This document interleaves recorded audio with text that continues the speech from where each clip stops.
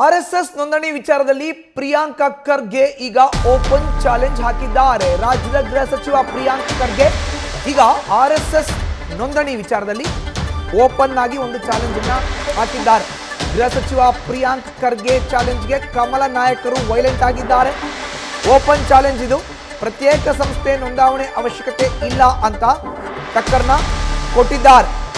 ಜಗನ್ನಾಥ್ ಭವನ ಅಥವಾ ಕೇಶವ್ ಕೃಪಾಗೆ ನನಗೆ ಆಹ್ವಾನ ಕೊಡಿ, ಕಾನೂನು ಅಡಿ ಆರ್ಎಸ್ಎಸ್ ಸರ್ಕಾರಕ್ಕೆ ದಾಖಲೆ ಕೊಡಲ್ಲ ಅಂತಿದ್ರೆ ನನಗೆ ತೋರಿಸಿ, ಅದನ್ನು ಈ ದಾಖಲೆಯನ್ನು ನನಗೆ ಕೊಡಿ ಅಂತ ನೇರವಾಗಿ ಸವಾಲನ್ನ ಹಾಕಿದ್ದಾರೆ ಗೃಹ ಸಚಿವ ಪ್ರಿಯಾಂಕ್ ಖರ್ಗೆ.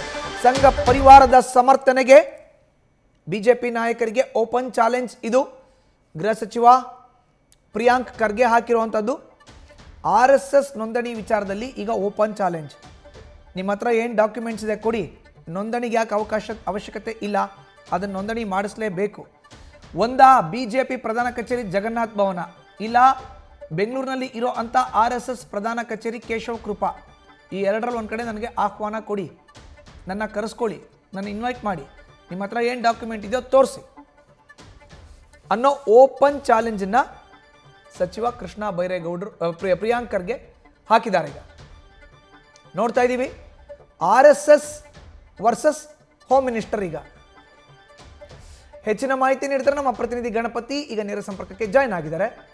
ಗಣಪತಿ, ಪ್ರಿಯಾಂಕ್ ಖರ್ಗೆ ಅವರು ಈ ಹಿಂದೆನೂ ಕೂಡ ಆರ್ಎಸ್ಎಸ್ ವಿರುದ್ಧ ಕಿಡಿಕಾರ್ತಾ ಇದ್ರು, ಬಟ್ ಈಗ ರಾಜ್ಯದ ಹೋಮ್ ಮಿನಿಸ್ಟರ್ ಆಗಿ ಬಡ್ತಿ ಸಿಕ್ಕಿದೆ ಅವ್ರಿಗೆ.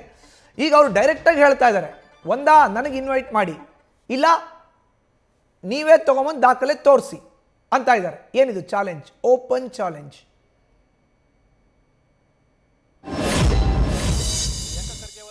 ಆಜ್ಞೆ ಏನಿತ್ತು ಅಂತಂದ್ರೆ ನೇರವಾಗಿ ಒಂದು ಸಂಘ ಆಗಲಿ ಒಂದು ಸಂಸ್ಥೆ ಆಗಲಿ ಅದು ರಿಜಿಸ್ಟರ್ ಆಗಿರಬೇಕು, ನೋಂದಣಿ ಆಗಿರಬೇಕು. ಸರ್ಕಾರದ ಮಾನ್ಯತೆಯಲ್ಲಿ ಅಥವಾ ಸರ್ಕಾರದ ಮಟ್ಟದಲ್ಲಿ ಆ ಸಂಸ್ಥೆಗಳು ಎಷ್ಟು ದುಡಿತಾ ಇದ್ದಾವೆ, ಜೊತೆಗೆ ಎಷ್ಟು ಇನ್ಕಮ್ ಬರ್ತಾ ಇದ್ದಾವೆ, ಜೊತೆ ಆ ಇನ್ಕಮ್ನ ಸಂಪೂರ್ಣ ಮಾಹಿತಿಗಳು ಸರ್ಕಾರದ ಗಮನಕ್ಕೆ ಬರಬೇಕು. ಆದರೆ RSS ಸಂಘ ಸಂಸ್ಥೆ ಇದು ಯಾವುದು ಕೂಡ ಮಾಡ್ತಾ ಇಲ್ಲ, ಜೊತೆಗೆ ನೋಂದಣಿ ಕೂಡ ಆಗಿಲ್ಲ. ಗೃಹ ಸಚಿವ ಪ್ರಿಯಾಂಕಾ ಖರ್ಗೆ ಅವರು ಹೇಳ್ತಿರೋ ಪ್ರಕಾರ ಈ ಸಂಸ್ಥೆಗಳು ನೋಂದಣಿ ಆಗಲಿ ಮೊದಲು, ಆ ನೋಂದಣಿ ಆದಾಗ ಮುಂದಿನ ದಿನಗಳಲ್ಲಿ ಅದರ ಆರ್ಥಿಕ ವ್ಯವಸ್ಥೆಗಳನ್ನು ಜೊತೆಗೆ ಆರ್ಥಿಕ ವ್ಯವಹಾರಗಳನ್ನು ಪಾರದರ್ಶಕವಾಗಿ ನಾವು ಚರ್ಚೆ ಮಾಡಬಹುದು. ಇದಕ್ಕೆ ವಿರುದ್ಧವಾಗಿ ಅಂದ್ರೆ ಇದಕ್ಕೆ ತಿರುಗೇಟು ಕೊಟ್ಟಂತಹ ಬಿಜೆಪಿ ನಾಯಕರು, ಅಂದ್ರೆ ಆಕ್ರೋಶ ವ್ಯಕ್ತಪಡಿಸಿರುವಂತಹ ಬಿಜೆಪಿ ನಾಯಕರು ಸಂಘದ ಪರವಾಗಿ ಒಂದಷ್ಟು ಸಮರ್ಥನೆಯನ್ನ ಮಾಡ್ಕೊಳ್ತಾ ಇದ್ದಾರೆ. ಅಂದ್ರೆ ಸಂಘ ಸಂಸ್ಥೆ ಅಂದ್ರೆ RSS ಸಂಘ ಸಂಸ್ಥೆ ಇದ್ದಾಗ ಯಾವುದೂ ಕೂಡ ನೋಂದಣಿ ವಿಚಾರವಾಗಿ ಚರ್ಚೆ ಆಗ್ತಿಲ್ಲ. ನಿಮ್ಮ ಇಡೀ ಅಂದ್ರೆ ಕಾಂಗ್ರೆಸ್ನ ಹೈಕಮಾಂಡ್ ನಾಯಕರು ಇರ್ಬೋದು, ಜೊತೆಗೆ ಮಲ್ಲಿಕಾರ್ಜುನ್ ಖರ್ಗೆ ಅವರು ಇರ್ಬೋದು, ಈ ಹಿಂದೆ ಕೂಡ ಅವರಿಂದಲೂ ಕೂಡ ಕಾಂಗ್ರೆಸ್ನ ಏನು ಮಾಡ್ಲಿ ಅಂದ್ರೆ RSS ನ ಏನು ಮಾಡ್ಲಿಕ್ಕೆ ಆಗ್ತಿರ್ಲಿಲ್ಲ. ಜೊತೆಗೆ ನೋಂದಣಿ ವಿಚಾರ ಕೂಡ ಯಾರು ಚರ್ಚೆ ಬರ್ತಾ ಇಲ್ಲ.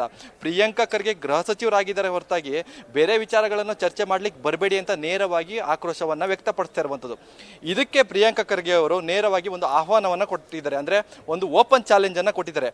ನಿಮ್ಮ ಸಂಘ ಸಂಸ್ಥೆಗಳು ನೋಂದಣಿ ಆಗಬಾರ್ದು ಅಂತ ಯಾವುದಾದ್ರೂ ಸಂವಿಧಾನ ಜೊತೆಗೆ ಕಾನೂನು ಅಡಿಯಲ್ಲಿ ಇದೆಯಾ?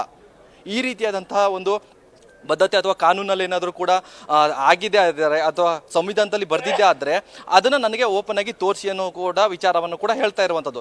ಕೇವಲ ಅವರು ಆ ಓಪನ್ ಚಾಲೆಂಜನ್ನು ಎಲ್ಲೋ ಕೂತ್ಕೊಂಡು ಮಾಡ್ತಾ ಇಲ್ಲ, ನೇರವಾಗಿ ಜಗನ್ನಾಥ್ ಭವನ ಅಂದರೆ ರಾಜ್ಯ ಬಿಜೆಪಿ ಕಚೇರಿ ಏನಿದೆ ಅಲ್ಲೂ ಕೂಡ ನಾನು ಬರ್ತೀನಿ, ಜೊತೆಗೆ RSS ಕಚೇರಿ ಕೇಶವ ಕೃಪೆ ಏನಿದೆ ಅಲ್ಲೂ ಕೂಡ ಬರ್ತೀನಿ, ನನಗೆ ಸಂಪೂರ್ಣವಾದ ಒಂದು ದಾಖಲೆಗಳನ್ನು ತೋರಿಸಿ, ನೋಂದಣಿ ಆಗಿದೆಯಾ, ಜೊತೆಗೆ ಆರ್ಥಿಕ ವ್ಯವಹಾರಗಳು ಎಷ್ಟರ ಮಟ್ಟಿಗಿದೆ, ಜೊತೆಗೆ ಇಲ್ಲ ಈ ಸಂಘ ಸಂಸ್ಥೆಗಳು ನೋಂದಣಿ ಆಗೋ ಹಾಗಿಲ್ಲ, ಯಾವ ಸಂವಿಧಾನದಲ್ಲಿ ಏನಾದರೂ ಕೂಡ ಇದೆಯಾ ಅಥವಾ ಕಾನೂನು ಅಡಿಯಲ್ಲಿ ಏನಾದರೂ ಕೂಡ ಬರೆದಿದ್ದಾರಾ, ಈ ವಿಚಾರಗಳನ್ನು ನನ್ನ ಗಮನಕ್ಕೆ ತನ್ನಿ ಅನ್ನೋ ಒಂದಷ್ಟು ಓಪನ್ ಚಾಲೆಂಜ್ ಅನ್ನ ಪ್ರಿಯಾಂಕಾ ಖರ್ಗೆ ಅವರು ಕೊಟ್ಟಿದ್ದಾರೆ. ಪ್ರಿಯಾಂಕಾ ಖರ್ಗೆ ಅವರು ಗೃಹ ಸಚಿವರ ಆಗುವಂತಹ ಮೊದಲೇ ಅಂದ್ರೆ ಈ ಹಿಂದೆ CM ಸಿದ್ದರಾಮಯ್ಯ ಅವರ ಸರ್ಕಾರದಲ್ಲೂ ಕೂಡ ಸಾಕಷ್ಟು ಟಾರ್ಗೆಟ್ ಅನ್ನ ಮಾಡಿದ್ರು ಸಂಘ ಪರಿವಾರದ ವಿರುದ್ಧ. ಎಲ್ಲೊಂದ್ ಕಡೆ ಅದು ಆರೋಪ ಪ್ರತ್ಯಾರೋಪ ಅಷ್ಟೇ ಸೀಮಿತ ಆಗಿತ್ತು. ಯಾವಾಗ ಗೃಹ ಸಚಿವ ಖಾತೆಯನ್ನು ವಹಿಸ್ಕೊಂಡ್ರು ಈಗ ನೋಂದಣಿ ವಿಚಾರಕ್ಕೆ ಒಂದಷ್ಟು ಆಕ್ರೋಶವನ್ನ ಹೊರ ಹಾಕ್ತಿದ್ದಾರೆ, ಒಂದಷ್ಟು ಚಾಲೆಂಜ್ ಕೂಡ ಮಾಡ್ತಿದ್ದಾರೆ. ಮುಂದಿನ ದಿನಗಳಲ್ಲಿ ಸಂಘ ಪರಿವಾರವನ್ನ ಸಮರ್ಥನೆ ಮಾಡ್ಕೊಳ್ಳುವ ಬಿಜೆಪಿ ನಾಯಕರು ಅವರ ಆಹ್ವಾನಕ್ಕೆ ಜೊತೆಗೆ ಓಪನ್ ಚಾಲೆಂಜ್ಗೆ ಎಷ್ಟು ಮಟ್ಟಿಗೆ ಉತ್ತರ ಕೊಡ್ತಾರೆ, ಜೊತೆಗೆ ನೇರವಾಗಿ ಒಂದಷ್ಟು ದಾಖಲೆಗಳನ್ನು ಕೊಡುವಂತ ಸಾಧ್ಯತೆಗಳಿದೆಯಾ, ಅಥವಾ ಜಗನ್ನಾಥ್ ಭವನ ಅಥವಾ ಕೇಶವ ಕೃಪಕ್ಕೆ ನಾನು ಬರ್ತೀನಿ ಅಂತ ಕೂಡ ಅವರು ಹೇಳಿದ್ದಾರೆ. ಇದಕ್ಕೆ ಇದುವರೆಗೂ ಕೂಡ ಉತ್ತರ ಕೂಡ ಸಿಕ್ಕಿಲ್ಲ. ಮುಂದಿನ ದಿನಗಳಲ್ಲಿ ಇದಕ್ಕೆ ಯಾವ ರೀತಿಯಾದಂತಹ ಪ್ರತಿಕ್ರಿಯೆಗಳನ್ನ ಕೊಡ್ತಾರೆ ಅನ್ನೋದು ಕೂಡ ಕಾದ್ ನೋಡಬೇಕಾಗಿದೆ. ಮಧುಸೂದನ್, ಧನ್ಯವಾದ ಗಣಪತಿ ನಿಮ್ಮ ಮಾಹಿತಿಗೆ.